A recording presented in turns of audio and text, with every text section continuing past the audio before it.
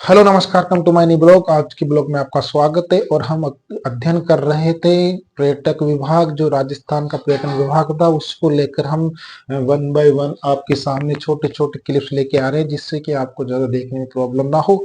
इसको लेकर ही आज मैं एक और नई संस्था आपके साथ लेकर आया हूँ, वो है यूनेस्को की विश्व धरोहर। यानी जो विश्व के अंदर एक ऐसी धरोहर है यूनेस्को, जो कि पुरातात्विक स्थल है, जो सांस्कृतिक विरासतें हैं, या कोई स्थापत्य कला है, या ऐतिहासिक जगह है, उन सब चीजों का संरक्षण करने का इसका एक कार्य है। तो इसी को लेकर हमारे राजस्थान के अंदर भी कुछ स्थानों ने, कुछ स्थापत्य कलाओं ने, कुछ प्राकृतिक सांस्कृतिक धरोहरों ने, या फिर कोई क्रिएटिव सिटी ने इसके अंदर स्थान प्राप्त किया है। वो कौन कौन से स्थान है, कौन कौन सांस्कृतिक धरोहरें हैं, कौन कौन से स्थापत्य कला है, या कौन कौन से हमारे पास राजस्थान के प्राकृतिक स्थल हैं जिन्होंने इसके अंदर स्थान प्राप्त किया है, किसने फर्स्ट बार किया था और नवीनतम कौन सा, इन सब पर आज हम चर्चा करने वाले हैं। तो आइए चलते हैं राजस्थान के अंतर्गत। राजस्थान में ऐसे कम से कम 9 या 10 स्थान ऐसे प्राप्त हुए हैं जिन्होंने इस यूनेस्को की विश्व धरोहर में अपना स्थान बनाया है। तो उसी के साथ में आज हम बात करते हैं राजस्थान का पहला प्राकृतिक स्थल। यानी राजस्थान में कई ऐसे प्राकृतिक स्थल हैं जिसमें से पहली बार जिसको जो यूनेस्को की विरासत है, यूनेस्को धरोहर के अंदर शामिल किया गया था, वो थी घना पक्षी विहार। घना पक्षी विहार जो कि भरतपुर जिले में स्थित है। इसको 1985 के अंदर, यानी 1985 में यूनेस्को की धरोहर सूची में शामिल किया गया था, क्योंकि राजस्थान की यही एक प्राकृतिक स्थली है जिससे कि इस धरोहर को विश्व विख्यात मिला था, जिससे इसका विकास किया जा सके, इसके अंदर जितने भी जीव जंतु हैं उनका संरक्षण किया जा सके, ये इसके अंदर सहायता उपलब्ध करवाती है। तो इसलिए राजस्थान की एक प्राकृतिक स्थल है घना पक्षी विहार, जिसको जो भरतपुर में स्थित है, 1985 में इसको यानी विश्व की यूनेस्को की विश्व धरोहर में शामिल किया गया था। वही बात करें राजस्थान से एक स्थापत्य कला, यानी राजस्थान की स्थापत्य कला के अंतर्गत देखें तो 2010 के अंदर, यानी वर्ष 2010 में जंतर मंतर जो कि जयपुर में स्थित है, जंतर मंतर को भी भारत की यानी जो विश्व धरोहर है, यानी कि यूनेस्को की विश्व धरोहर में शामिल किया गया था 2010 के अंतर्गत, जो जयपुर जिले में स्थित है।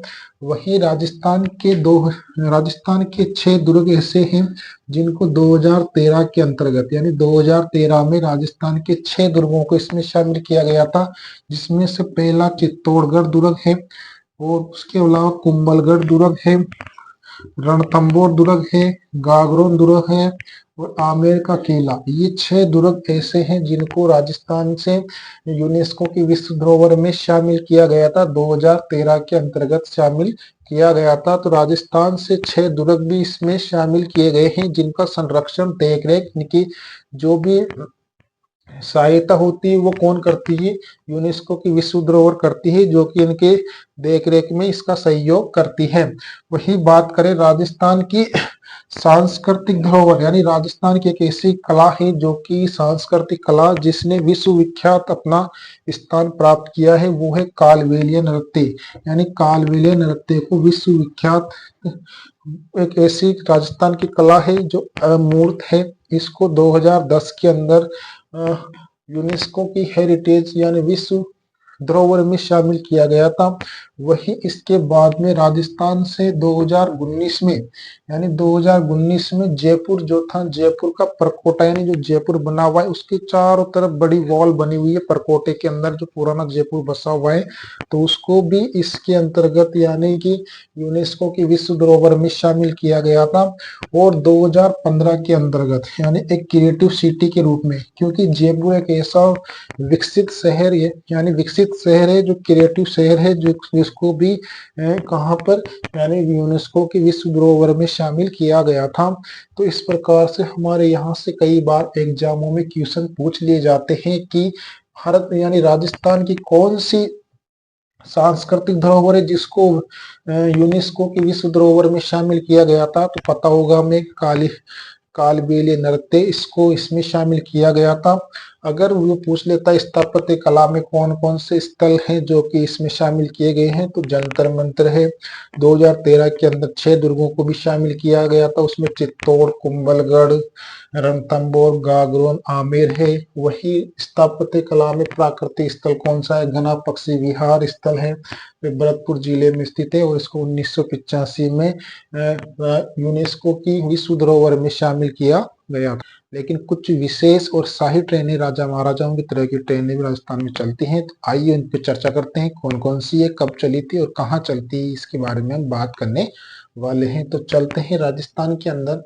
राजस्थान में शहरी ट्रेनों का संचालन कौन करता है? सबसे पहले तो यही ऑप्शन में क्वेश्चन आ जाता है कि राजस्थान में शाही ट्रेनों का संचालन किसके द्वारा किया जाता है? तो राजस्थान में शाही ट्रेनों का संचालन आरटीडीसी व इंडियन रेलवे के द्वारा, यानी दोनों मिलके इनका संचालन करती है।